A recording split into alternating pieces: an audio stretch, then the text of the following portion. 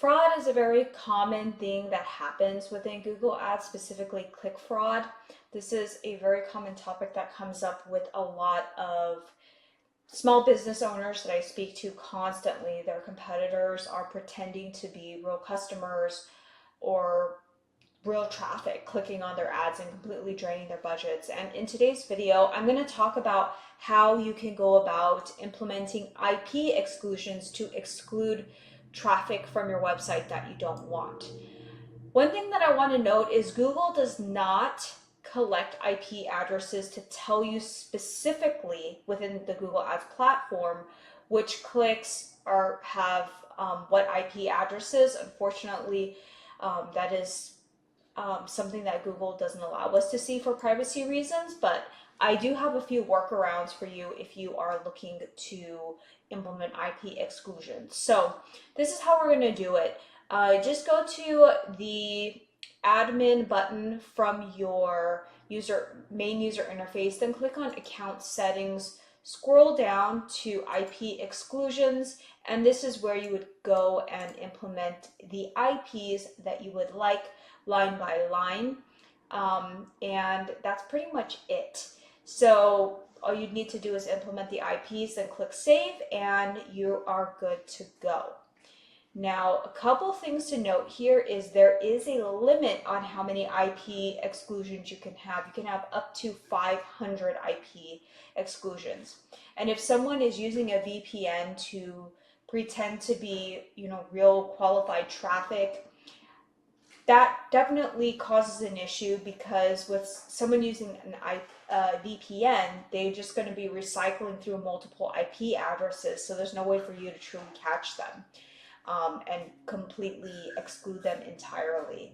So just as a FYI, I want to give you guys a heads up on that. And then another thing that is going to come up as you're watching this video, probably wondering, well, how can I identify IP addresses to potentially exclude?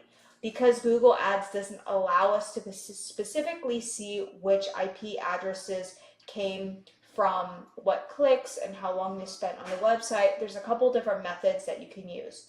Number one is if you're using a CRM that has the IP addresses, you can collect it that way and implement it in here. Call tracking logs, if you are using CallRail, call tracking metrics, or any other call tracking platform, you should be able to see the IP addresses.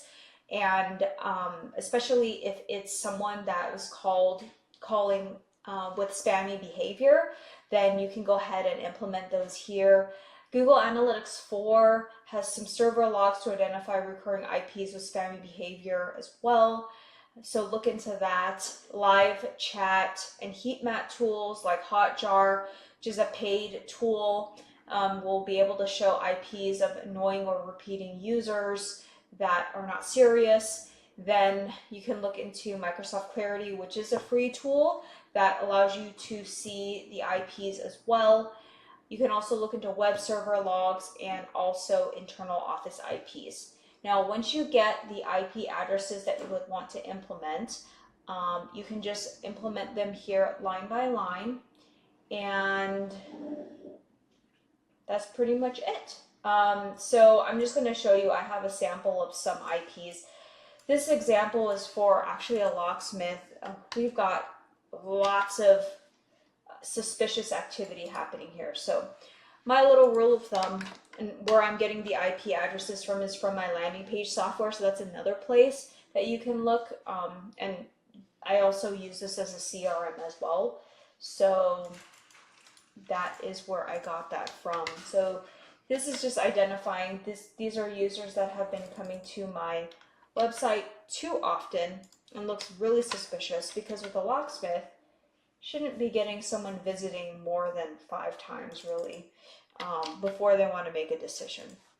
So you can also, you'd look at how many times they've come to your website, how long they've spent on your website. But it really depends too, because someone spending a long time on your website, it could potentially be that they're just reading all the content. So there's no way for you to truly know. But if they've come back multiple times and they haven't taken action, that's definitely a red flag.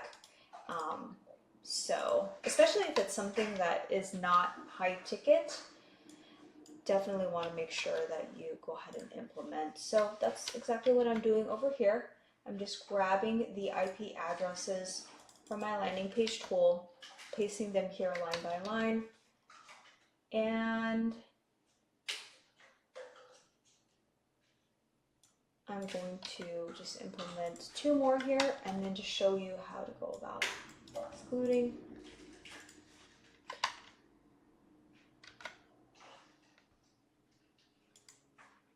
And then anytime anyone with these IPs search and trigger ads, you should not be able to see, they should not be able to see your ads and click on them. So yeah, if you have any questions, feel free to drop them in the comments below.